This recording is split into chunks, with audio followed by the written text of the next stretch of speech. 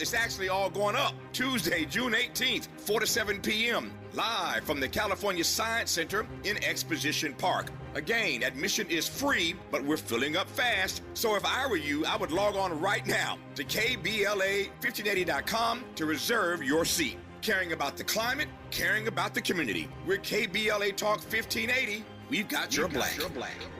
I thought I loved you so. I thought I loved you so.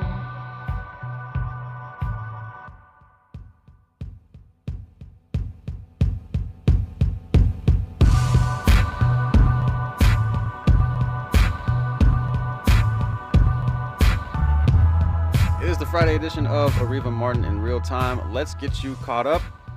Donald Trump said today he would appeal the guilty verdict that made him the first U.S. president convicted of a crime, though he will have to wait until after his sentencing on July 11th before taking that step. In rambling remarks at the Trump Tower lobby in Manhattan, where he announced his first presidential run in 2015, Trump repeated his false claims that the trial was a quote-unquote rigged attempt to hobble his comeback White House bid and warned that it showed no American was safe from politically motivated prosecution, especially not those who actually committed the crimes they are accused of. Trump will have 30 days from the date of his July 11th sentencing to file a notice of appeal. In his first remarks since a New York jury found Donald Trump guilty of 34 counts of falsifying business records, President Joe Biden took a thinly veiled swipe at Trump's attacks on the justice system. Biden said, quote, "It's reckless, it's dangerous, it's irresponsible for anyone to say this was rigged just because they don't like the verdict." The president's comments come hours after Trump blamed him for his legal woes in remarks to the press and his supporters, saying, quote, "This is all done by Biden and his people. This is done by Washington," close quote. Speaker Mike Johnson said the Supreme Court should, quote unquote, step in the aftermath of guilty verdicts for Donald Trump on dozens of felony counts in New York. Trump must first be sentenced and then is expected to appeal his New York conviction. Johnson said on Fox News' Fox and Friends today that he believes the Supreme Court should step in and he thinks they will set this straight, but it might take a little while. President Joe Biden announced today that Israel has proposed a three-part plan that would ultimately lead to a permanent ceasefire in the Gaza Strip, as well as the release of all hostages who have been held there for the last 8 months. Speaking from the White House, Biden said that the proposal comes after intensive diplomacy carried out by his team. The plan has been relayed to Hamas via the nation of Qatar, one of the main mediators in negotiations.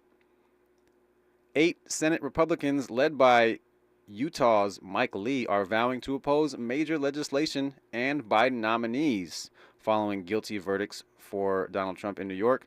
The move could further bring legislative activity in the upper chamber to a halt. Many of those Republicans oppose most Biden-led priorities anyway. However, in a chamber that frequently relies on unanimous consent to move with haste, the promised move could hinder quick Senate action. The Kansas City Chiefs, including Harrison Butker, were at the White House today to celebrate their Super Bowl victory.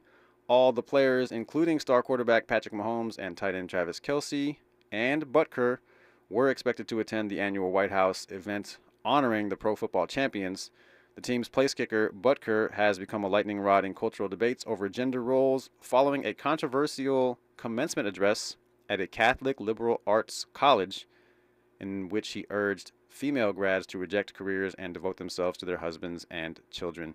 Butker also criticized the Biden administration for its positions on abortion and the COVID-19 pandemic.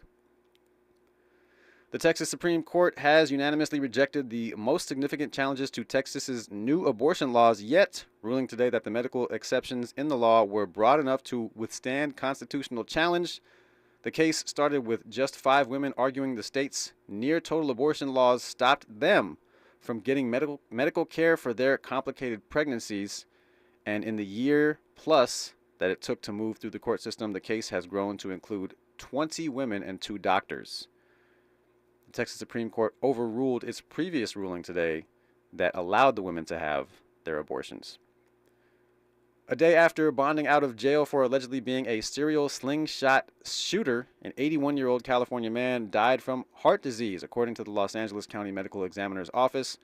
Prince Raymond King died naturally this past Wednesday due to atherosclerosis just a day after he was released after being arrested on suspicion of shooting people and their property with a slingshot for the last 10 days.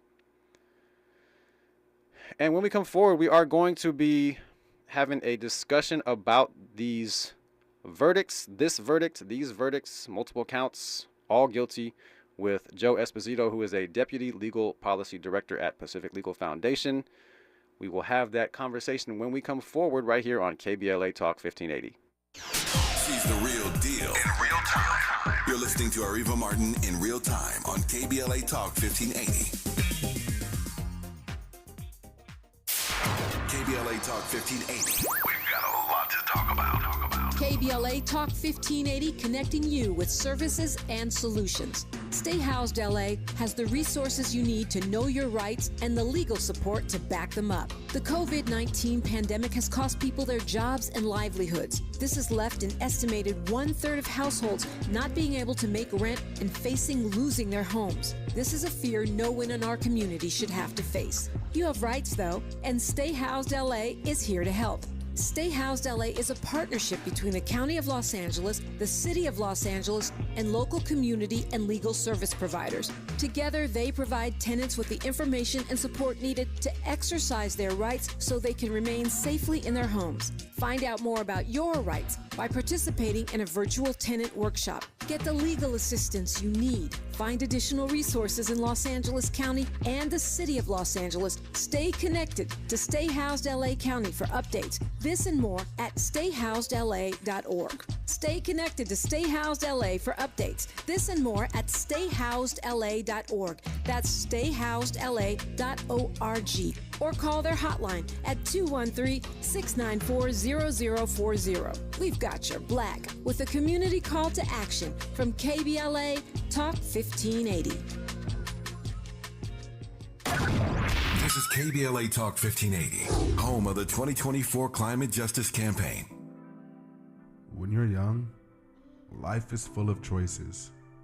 Don't let opioids like highly addictive and deadly fentanyl take away your life with just one wrong pill. Addiction is a disease that can affect anyone at any age. But there is a choice to get help for this disease.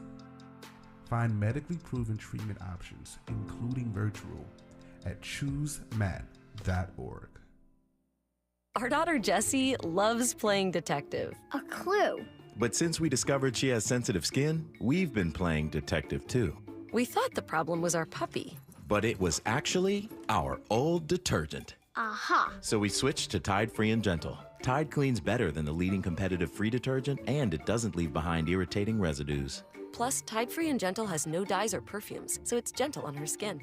Case closed. If it's got to be clean, it's got to be Tide Free and Gentle. She posted about us just now. Celebrities can't get enough of Beyonce's bespoke skincare line. She has 147 million followers. How do we monetize? She needs a social media associate to help her with the hype. We should repost this. Do we need a hashtag? Indeed can help her hire great people fast. I need Indeed.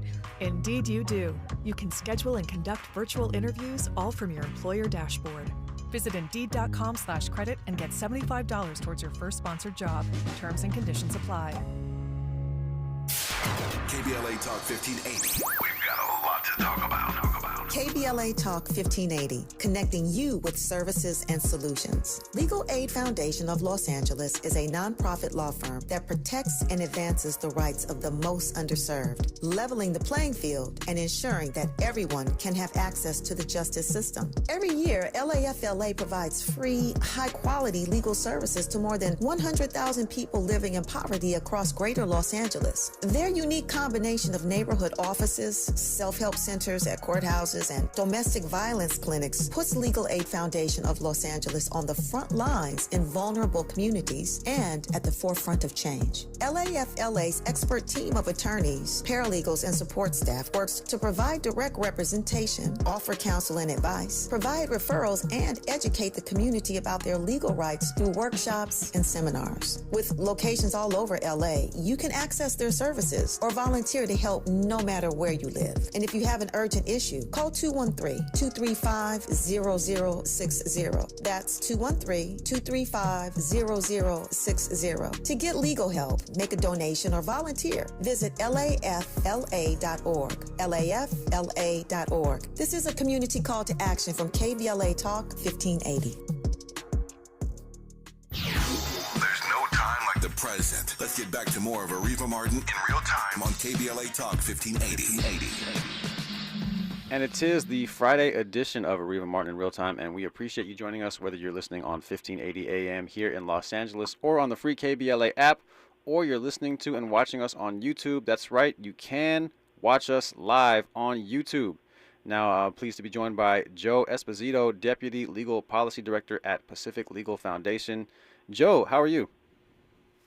Doing well. Thanks for having me. Yeah, thanks for being here. So I just want to start. Your organization, Deputy Legal Policy, Pacific Legal Foundation, you are a libertarian organization, right? And so I know that a lot of times people are confused by what that is. Basically, you guys believe that liberty, personal liberty above all else, is what should be had by Americans, right?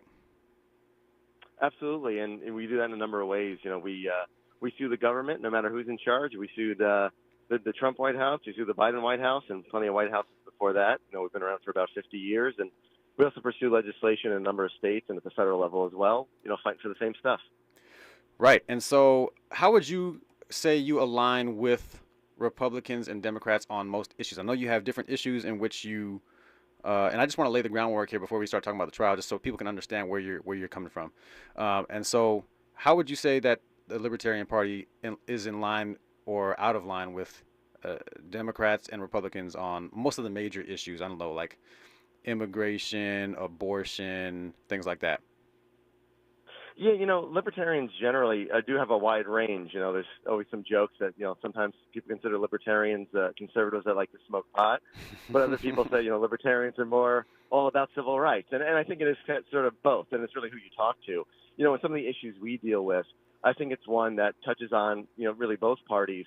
You have things like property rights. You know, if you have the right to your property and what you can or can't do on it, or what the government can tell you to build on your land or what you can't build on your land, that really matters. And if the federal government is saying, you know, you're not allowed to build because they think there's a wetland across the street, but it's really just a drain that goes into a lake, you know, 2 miles away, and that's not really a partisan issue. That's sort of an issue that, you know, the Supreme Court has looked at 2 different times in that particular issue, and 9-0 both times said, hey, look, we're right and the government's wrong. So it really depends on the issue, and for us, we try to find those issues that are really important for everybody, including how the government runs, the best way to appoint people, how to run the agencies, as well as sort of individual rights and how those are affected just day to day. And so one major issue that I know is important to our audience, reparations. You guys are vehemently against reparations, right? You know, we don't take a position on that in particular. Just our topics don't really get into that at all. We haven't delved into that issue. Okay, I know. I think I believe I saw something. I think we can discuss it later or not. But I know that sure. We've talked about cash payments to descendants of slaves on this show, and I thought that you guys were against that, but I guess we can kind of table that. But so just to be clear, are you voting for Chase Oliver, the Libertarian nominee, or that's who I assume you'd be voting for, right? No, you know, myself, I'm not aligned with anybody right now. So okay. We are not a Libertarian Party organization. So yeah, we are nonpartisan officially. So okay. You know, we have legislation where we've had Democrats supporting it and Republicans supporting it. Things like home equity theft is a one that particularly crosses party lines, where okay. you have the government, if they repossess your property and instead of just taking what they're owed, which, you know, we can talk about that whole process as it is. But if they're going to do it, they should just take what they're owed, not anything more. And we found in a number of states that's been a problem. So we've been working with Democrats in New York and Republicans in Arizona. So it's a wide range there. Okay, and so I don't want to get you in any trouble here. Are you allowed to say who you're voting for or no? Yeah, no, I mean, I don't, just because, it's an issue that I don't want to represent the organization going one way or the other for a partisan purpose. No problem. It's not No problem. I'm not trying Yeah. to put you on the spot. I was just curious. I don't want to have you do anything that's going to get you in trouble. That. All right, so Sure. I was just asking because I wanted some context for the discussion that we're having about the verdict. What were your thoughts on the verdict yesterday on Trump being found guilty on all 34 counts that he was charged with in his New York trial? Yeah, it's a very interesting outcome considering how quickly the jury got to that decision as well. It was interesting to see them asking for the jury instructions, and frankly, I think that's where a lot of this is going to turn when it comes to the appeal that Trump says he will be doing. There were some issues just from the case being brought in general of what the underlying crimes really were. In order to have fraud in this case, you had to have an underlying crime that he was falsifying a record about. And a lot of the issues here were revolving around what that underlying crime is. Did Trump know he was doing that? Did he have really the intent necessary to say that he was trying to create an election fraud problem, or really just trying to make a bad story go away? And they had some testimony, really obviously, to both sides saying that. Some people attributing his intent to purposely for the election purposes, where obviously the defense says, no, look, this is just a bad story. He didn't want out there. He'd just been elected, and this is not something he wanted to deal with. He wanted to start running the country. So you have a pretty compelling case from the defense. It's, to some people that was plenty reasonable doubt, but obviously the jury disagreed. So we now have this situation that's, to say unprecedented is to undersell it, I think. It's a very unprecedented situation, though, where we're now going to have a leading candidate for president facing a sentencing in a couple of weeks, and then going through an appeals process. And really this whole thing is so unique. As I'm sure you know, in state courts, usually somebody's convicted, they're remanded into custody pending sentencing. So this is obviously not something they're doing here, but there are just a lot of unknowns moving forward. So this whole thing is fairly unique, to say the least. Well, it's very unique, and to your point about Trump maybe not knowing that he was doing it for the election, I mean, you had David Pecker's testimony, the CEO of the National Enquirer, saying that they met specifically to talk about that. And so all of the evidence in the case, it was very clear. I mean, I don't think you get a unanimous decision by 12 random jurors who the defense approved on all 34 counts if it's not very clear. It sounds like you would have leaned toward them not bringing the case, correct? Yeah, I think that there's a case to be made of why the Federal Elections Commission didn't bring the case, and just in general, my background's in criminal justice reform, so I see a lot of these issues as what's going on with the defense here and what the prosecution can bring and how easy are they making those charges. A lot of times we see in a lot of cases, no matter who it is, you bring a lot of charges from the prosecution, a jury is going to be saying, well, something had to be wrong. But, I agree. The fact that it's all 34 counts is very different. Sometimes we'll see a jury saying, well, geez, there's 30 some odd counts. Somebody so-and-so's got to be guilty of at least a couple of them, and then they wind up convicting them on a few.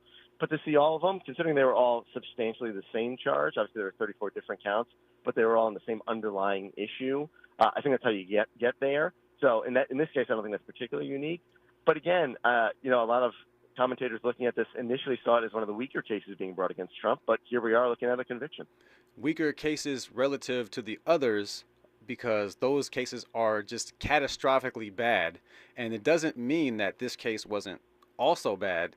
And also, those cases are being delayed by Donald Trump and his team. And we would like to have, I think the American people deserve to have those cases adjudicated prior to the election, but he is delaying them with the hopes that he will win and then be able to make them go away. And this is a state charge. These are state charges, so he didn't have any control, via the Supreme Court like he did in the January 6th case, or via the documents case in Florida like he does via a judge that he appointed.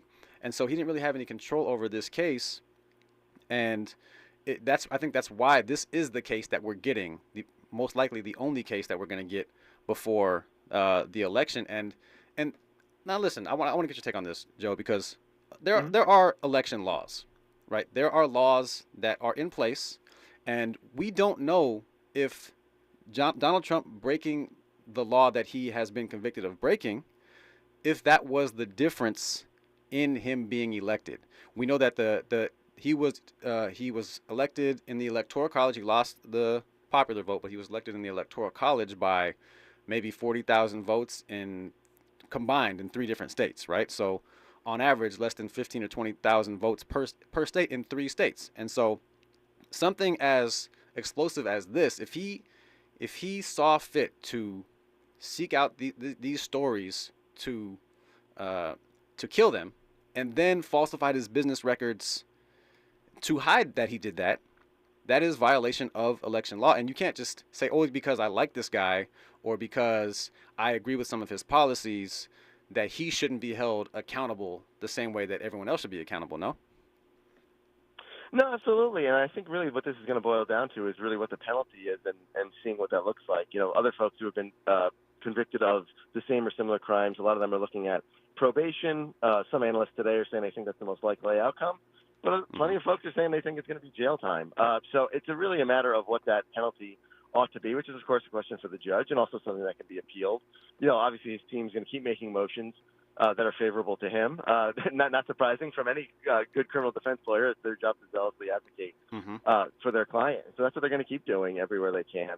And, you know, I think, unfortunately, we have a situation of politics right now where we have these key cases. I mean, they call it an October surprise for a reason, right? We have this every 4 years or so where both sides have some sort of big story, whether it's a laptop, whether it's this story, no matter what it might be. These things keep happening. And, you know, arguments can get made of how politics get meddled in there. You know, you hear folks on the right saying, you have the prosecutor in the Biden documents case. Well, yeah, he's a special prosecutor, but he was appointed and approved by the attorney general from Joe Biden, right? So this is something that can kind of go all the way down when you have these folks at these high levels being accused of various wrongdoing. And, you know, they're going to be pretty well connected no matter who they are. And particularly, you know, the 2 folks running for president have both either currently are or have been president. So there's going to be a lot of this. And, you know, unfortunately, I think we're going to see a lot of this moving forward on both sides.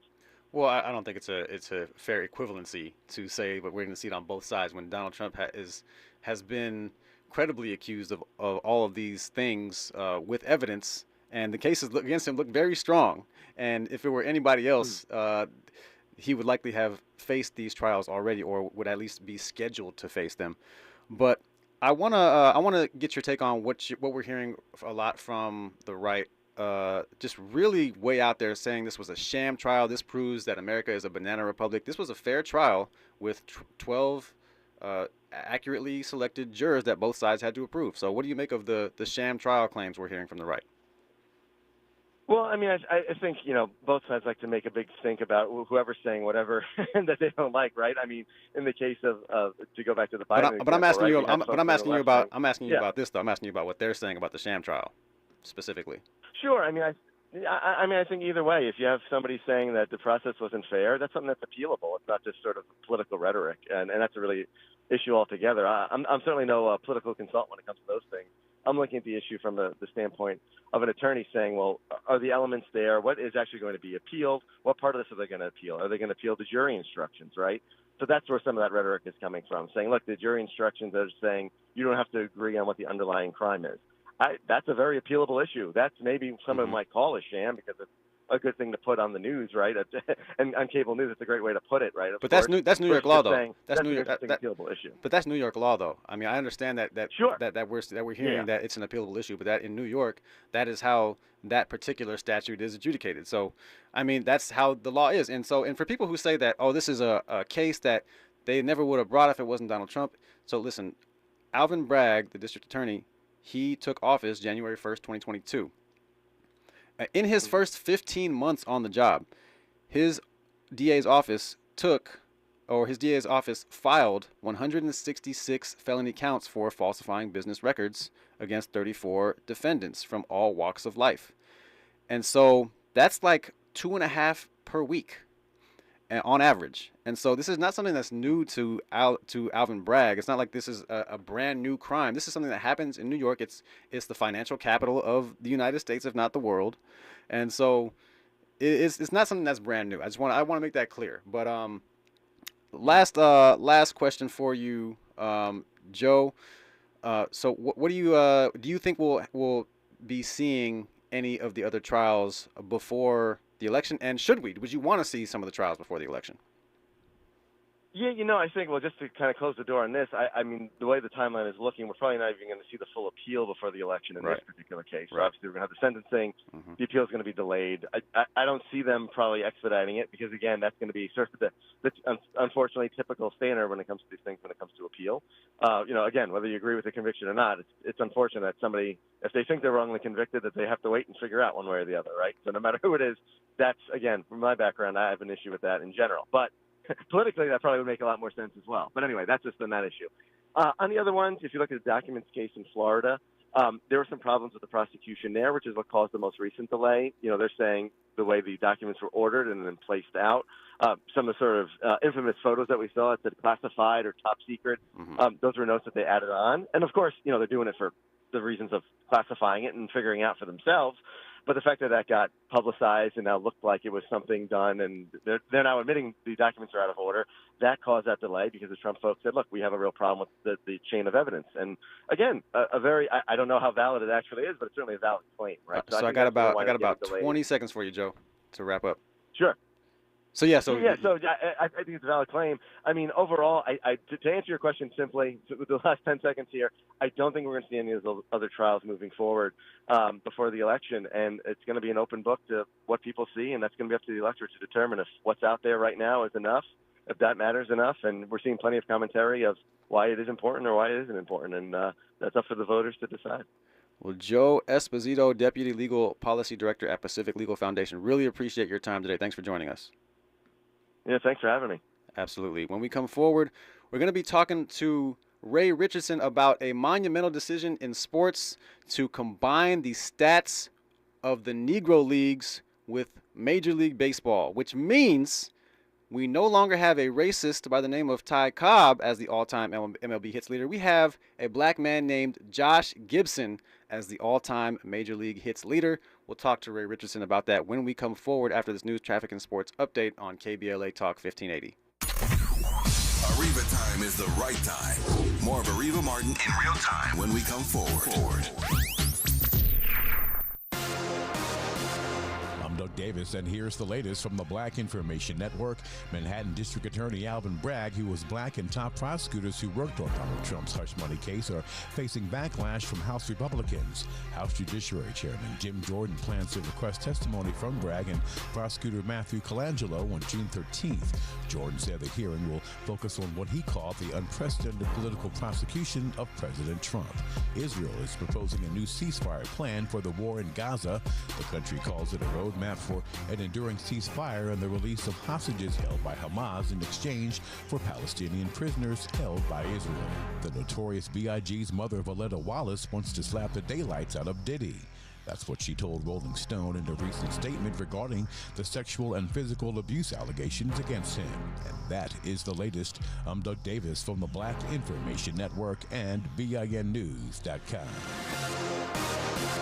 SIG alert cleanup back in North Hollywood remains on the 170 North after Sherman Way, still causing slight traffic to run south from Riverside Drive as two right lanes are still blocked. In Selmar, watch for a large shelf currently in the left lanes of the 210 west of Roxford Street. Right now, traffic is running minor, but of course watch for slowing and swerving. Over in West LA, a stall remains blocking the left lane of the 405 South after the 10, with a 15 to 20 minute backup running south from Wilshire Boulevard. Also, two right lanes on the 405 South through Carson at Avalon Boulevard involved in an accident have that area blocked, and heavy traffic continues from El Segundo Boulevard over 20 to 25 minutes. Hi, I'm Kyle at Blindster.com, and I sell custom blinds designed for do-it-yourselfers. Unlike stock blinds offered at big box retailers, Blindster blinds are custom made for your windows and shipping is free. Don't hire an expensive pro. Do it yourself and save big at Blindster.com. This is the KBLA Sports Minute with Ray Richardson. The odds makers in Vegas are favoring the Boston Celtics to win the NBA championship. The Celtics are listed as 6-point favorites in Game 1 against the Dallas Mavericks. Game 1 is Thursday night in Boston. The Dodgers and Angels are back on the field tonight. The Dodgers are at home against Colorado. The Dodgers have won 3 straight and are 14 games over 500. The Angels are in Seattle tonight. Here's one item you're not hearing too much about with Caitlin Clark and her rookie season in the WNBA. Clark already has 3 technical fouls in her first 9 games with the Indiana Fever. If you get 7 techs in the WNBA, you get an automatic 1-game suspension. Tomorrow night at 7 here on KBLA, join me and my co-host Neil Scarborough for Out of Bounds, 60 minutes of sports talk with some flavor. You can join the conversation at 1-800-920-1580. No debates, no speculation, just the info you need. That's your KBLA Sports Minute. I'm Ray Richardson. More news, opinions, and conversation when we come forward on KBLA Talk 1580. Hi, Tavis Smiley here. We're getting closer to June 18th, and time is running out for you to register to join us for our historic symposium live on C-SPAN, Tuesday, June 18th, 4 to 7 p.m. at the California Science Center in Exposition Park. Admission is free, but you must register at KBLA1580.com right now if you want to be in the audience when the nation will see for the first time ever a stage full of brilliant black folk talking about the urgency of now. Climate justice, climate equity, climate resilience. It's all going down. Well, it's actually all going up. Tuesday, June 18th, 4 to 7 p.m. live from the California Science Center in Exposition Park. Again, admission is free, but we're filling up fast. So if I were you, I would log on right now to KBLA1580.com to reserve your seat. Caring about the climate, caring about the community. We're KBLA Talk 1580. We've got your black. Make a move into a home of your own. With City National Bank's Ladder Up Home Loan Grant, you could receive up to $20,000 that you never need to pay back. Use it toward your down payment, save on closing costs, or to buy down your mortgage rate. Find out more at cnb.com/ladderuphome. City National, here for every stage of the journey. Property must be in a qualifying market in California, New York, or New Jersey. Additional terms and conditions apply. Not all applicants will qualify. Terms are subject to change without notice. City National Bank is an equal housing lender. Member FDIC. NMLS number 536994. Hey, LA, it's time to step up and be a climate change hero. Go Metro and help us shape a better future for all Angelinos. From enhancing our diverse communities to preserving our planet, Metro is dedicated to making a positive impact with every ride. Start your journey at metro.net. KBLA Talk 1580. We've got a lot to talk about.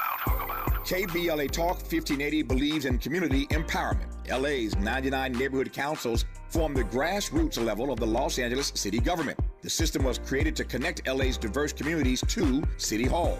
While neighborhood council board members are volunteers, they are also public officials elected to office by the members of their community.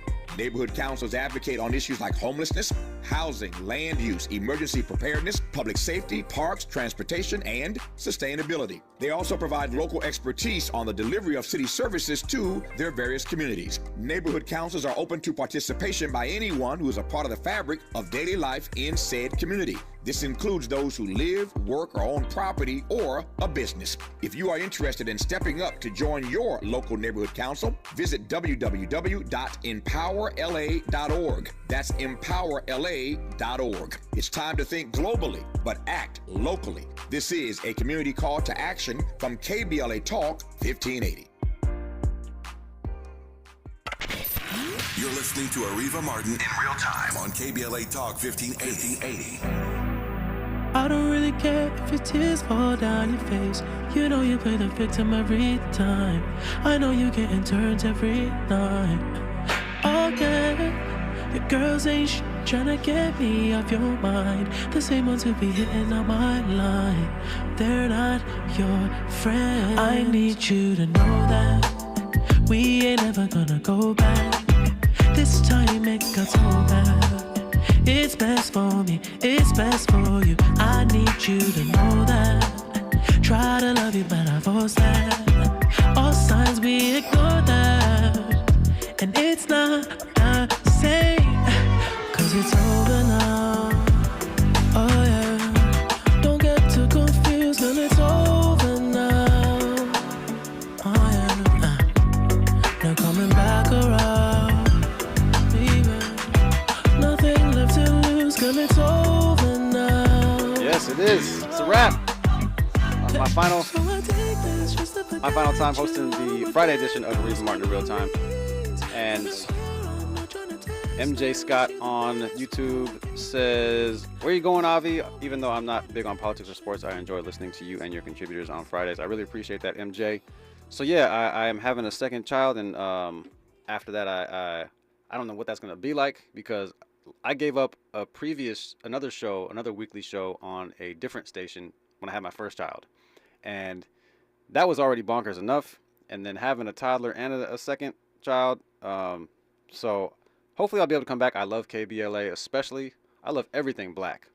But I love KBLA, what it stands for, us having a black radio station, the only black-owned talk station west of the Mississippi.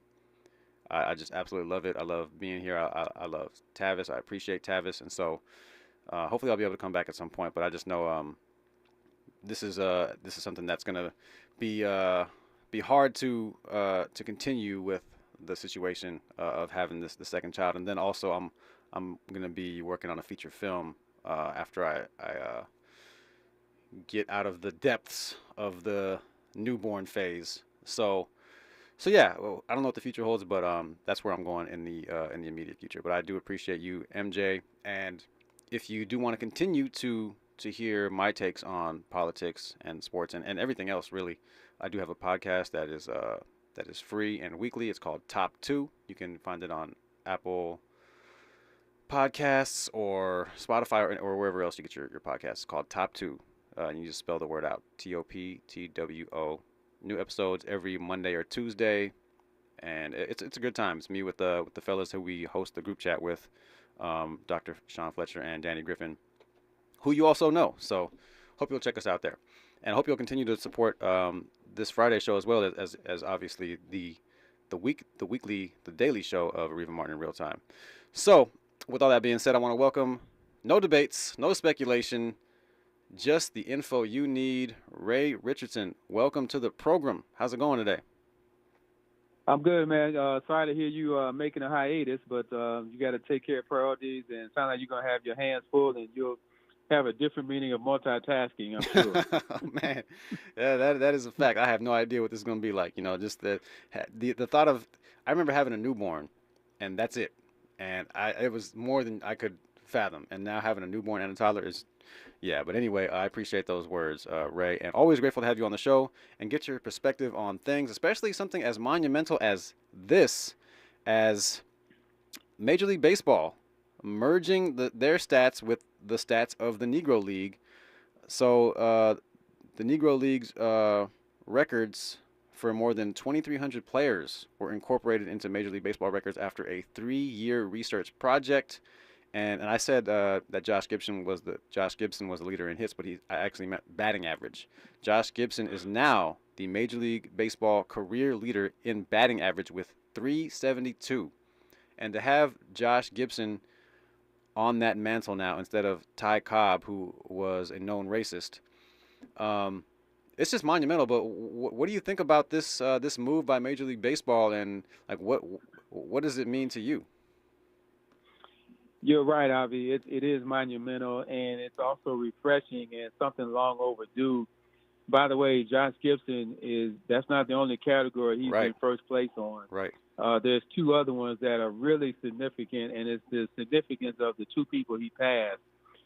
He did pass Ty Cobb for career batting average, but he also passed Babe Ruth for OPS, which is slugging percentage, combination of on-base percentage, and he also passed Ted Williams in just slugging percentage. So those 3 categories are considered, after home runs, those 3 categories are considered the top 3 hitting categories in Major League Baseball. And right now, there's a black man on top of all 3 of those categories. Mm-hmm. To me, when I looked at that and when I did some of the research on that hit me. That struck a nerve with me.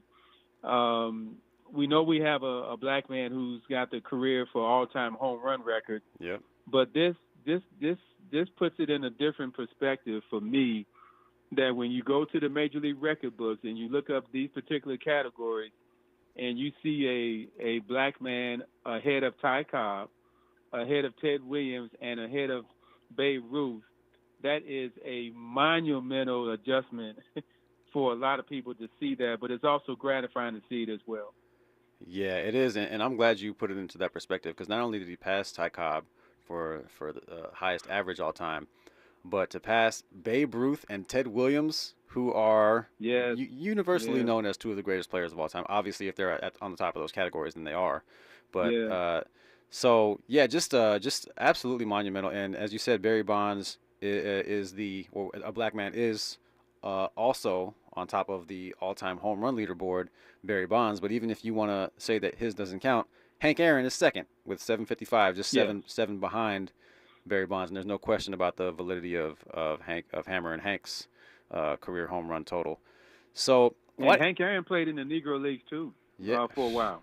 Yeah, I mean it's just, and just thinking about that time, and when you have players like Josh Gibson, who is now the Major League Baseball leader in career average, and other categories that you just mentioned. I mean, he wasn't allowed. Like, he wasn't allowed to play in Major League Baseball. It's not like, oh, he's over here relegated to this other league because he's not as good. Like, they did not allow this all-time great hitter to participate in that league, and that's why this is the right move. You know what I mean? Mm-hmm. Yeah, for sure. And he would have been Jackie Robinson before Jackie Robinson if someone had the foresight, like a Branch Rickey, to break the color barrier. Josh Gibson probably would have been the first one. And it's unfortunate that he passed away before he got a chance to see Jackie break the barrier. But the other thing that stands out to me is that Major League Baseball finally recognized that these Negro League players were playing on the same par as many of the white players. They weren't playing against them in official games, and they weren't getting a chance to be seen on the mainstream level.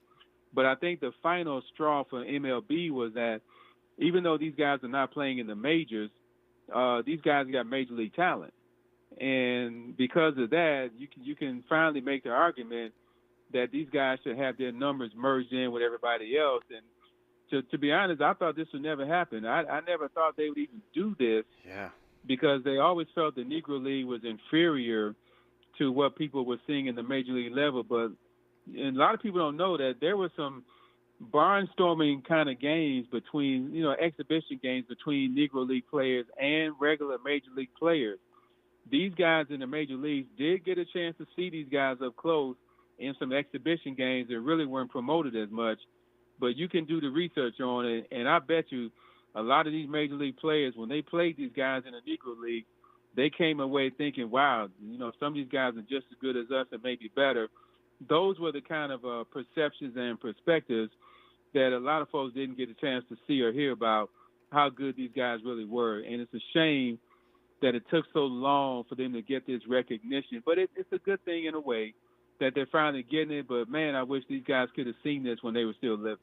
Yeah, and you talk about guys like Satchel Paige, one of the greatest pitchers of all time, who didn't get a chance to play in Major League Baseball until a year after Jackie Robinson broke through, and by that time Satchel Paige was already into his 40s, and he still went 6-1 down the stretch to help Cleveland claim the American League pennant that year in 1948. So I like you. I'm surprised that they did it because you don't typically see good old boy organizations like this take steps like this. Why do you think they did it? Why now?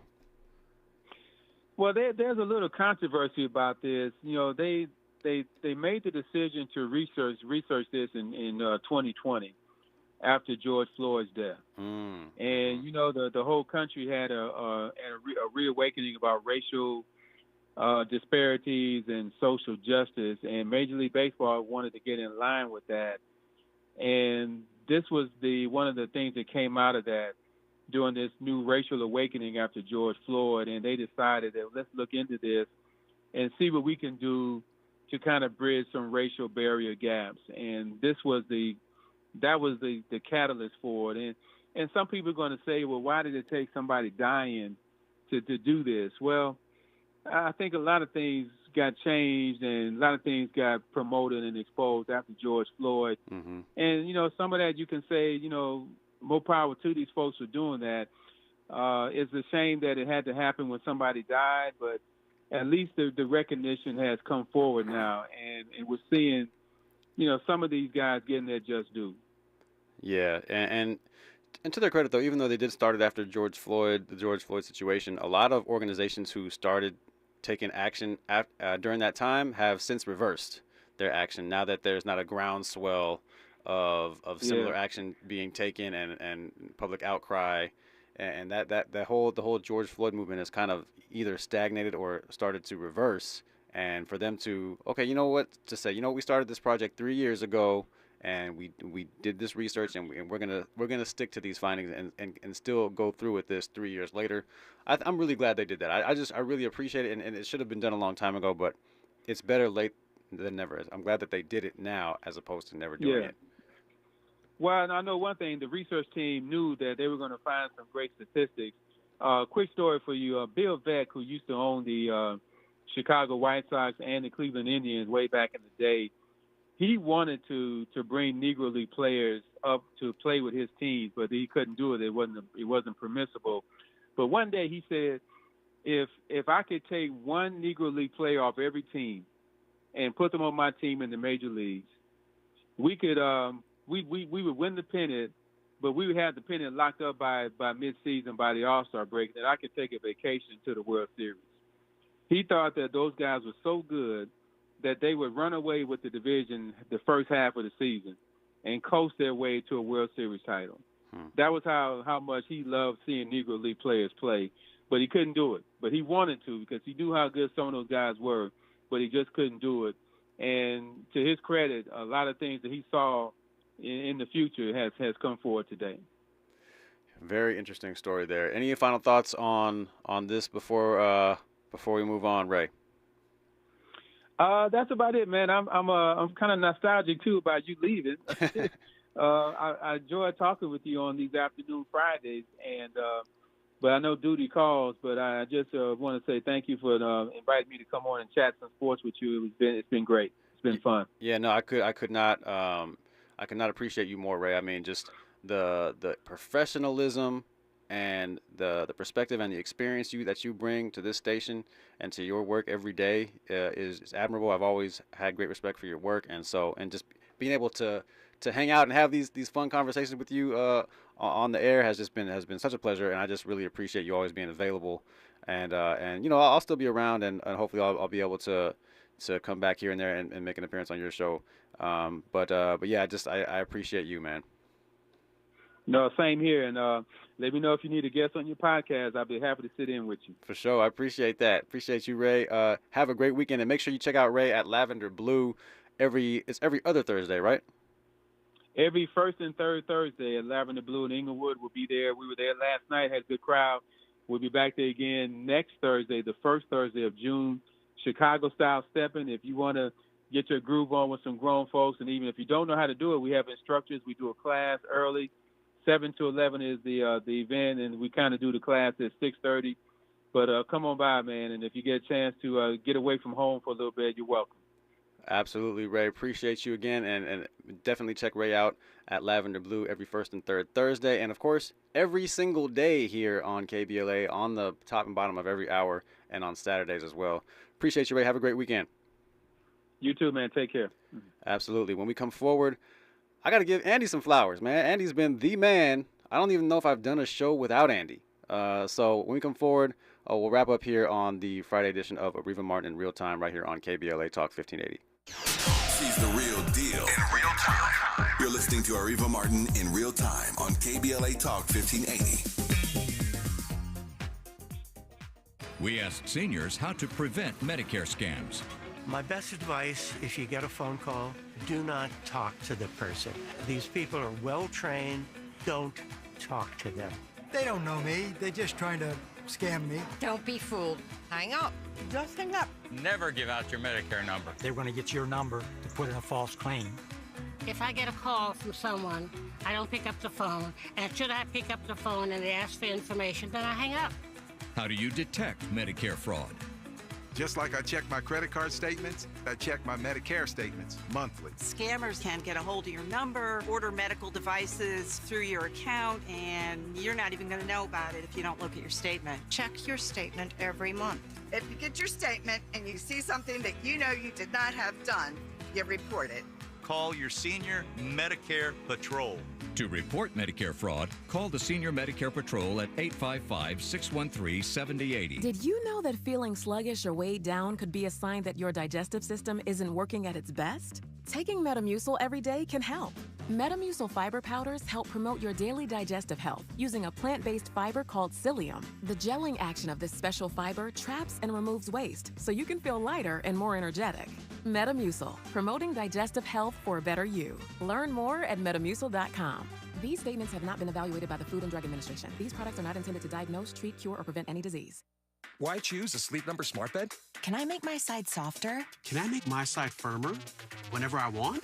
Can we sleep cooler? Sleep Number does that. Cools up to 8 times faster and lets you choose your ideal comfort on either side. 94% of Sleep Number smart sleepers report better sleep. And now during our Memorial Day sale, save 50% on the Sleep Number limited edition smart bed plus free home delivery when you add any base. Ends Memorial Day. To find a store near you, visit sleepnumber.com. Linking social justice and climate justice all year long. We're unapologetically progressive. KBLA Talk 1580.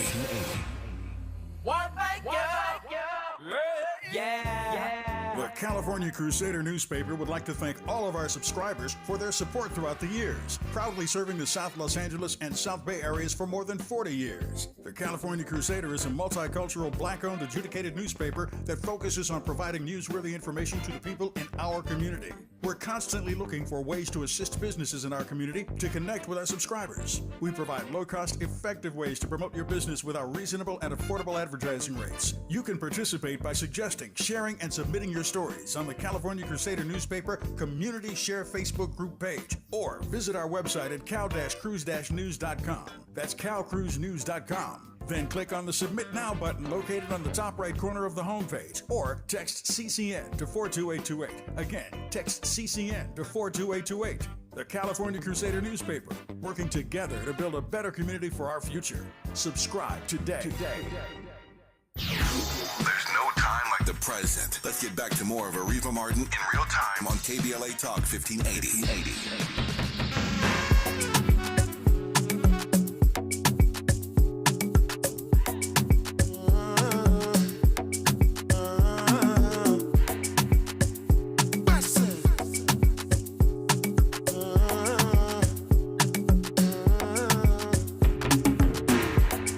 Charge my energy, I no get time for no enemy. Tori pe wale to me.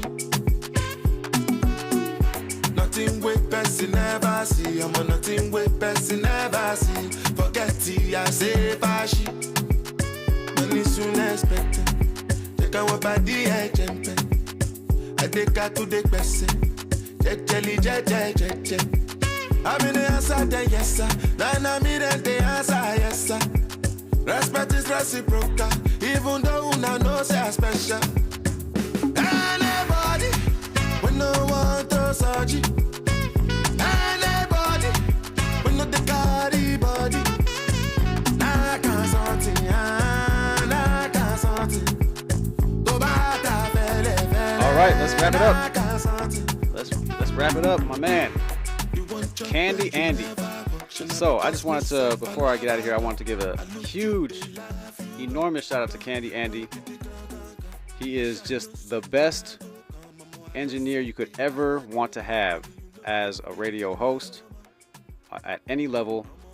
I mean, Andy is just always on top of everything that you need, even last minute requests that are difficult.